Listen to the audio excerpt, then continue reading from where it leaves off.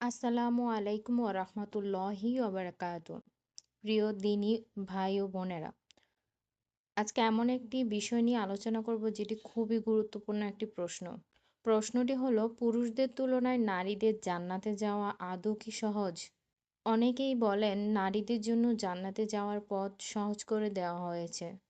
আবার কেউ কেউ বলেন জান্নাত লাভের ক্ষেত্রে নারী পুরুষের মধ্যে কোনো পার্থক্য নেই। তাহলে আসল সত্য কি? চলুন কুরআন ও সহিহ হাদিসের আলোকে বিষয়টি বুঝে নেওয়া যাক। প্রথমেই আমাদের মনে রাখতে হবে, আল্লাহ তাআলার কাছে মানুষের মর্যাদা নারী বা পুরুষ হওয়ার কারণে নির্ধারিত হয় না, বরং নির্ধারিত হয় ঈমান, তাকওয়া ও সৎকর্মের মাধ্যমে। আল্লাহ তাআলা কুরআনে বলেন, নিশ্চয়ই মুসলিম পুরুষ ও মুসলিম নারী, মুমিন পুরুষ ও মুমিন নারী, আল্লাহ তাদের জন্য ক্ষমা ও মহা প্রতিদান প্রস্তুত করে রেখেছেন। সূরা আল আহজাব আয়াত ৩৫। এ আয়াত থেকে বোঝা যায় জান্নাতের পুরস্কার নারী পুরুষ উভয়ের জন্য সমানভাবে উন্মুক্ত। আল্লাহ তাআলা আরও বলেন, যে ব্যক্তি সৎকর্ম করবে, সে পুরুষ হোক বা নারী, এবং সে মুমিন হয়, তবে আমি তাকে পবিত্র জীবন দান করব এবং তাদেরকে তাদের উত্তম কাজের প্রতিদান দেব। সূরা নাহল আয়াত ৯৭। তাহলে প্রশ্ন হলো, কেন অনেক আলেম বলেন যে নারীদের জান্নাতে যাওয়া তুলনামূলক সহজ? এর কারণ হলো, ইসলামে নারীদের জন্য কিছু বিশেষ আমলকে জান্নাত লাভের সহজ মাধ্যম হিসেবে উল্লেখ করা হয়েছে।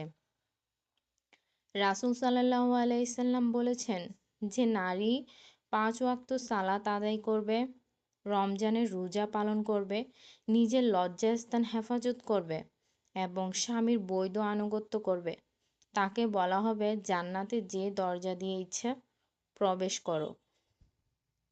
খেয়াল করুন, এই হাদিসে মাত্র ৪টি গুরুত্বপূর্ণ বিষয়ের কথা বলা হয়েছে। একজন নারী যদি তার মৌলিক দ্বীনি দায়িত্বগুলো ঠিকভাবে পালন করেন, তাহলে তার জন্য জান্নাতের সুসংবাদ রয়েছে। কিন্তু অন্যদিকে পুরুষদের উপর কিছু অতিরিক্ত দায়িত্ব রয়েছে। একজন পুরুষকে পরিবারের ভরণ-পোষণ করতে হয়, স্ত্রী সন্তানের হক আদায় করতে হয়, উপার্জন হালাল কিনা তার হিসাব দিতে হয় এবং পরিবার সম্পর্কে আল্লাহর কাছে জবাবদিহি করতে হয়।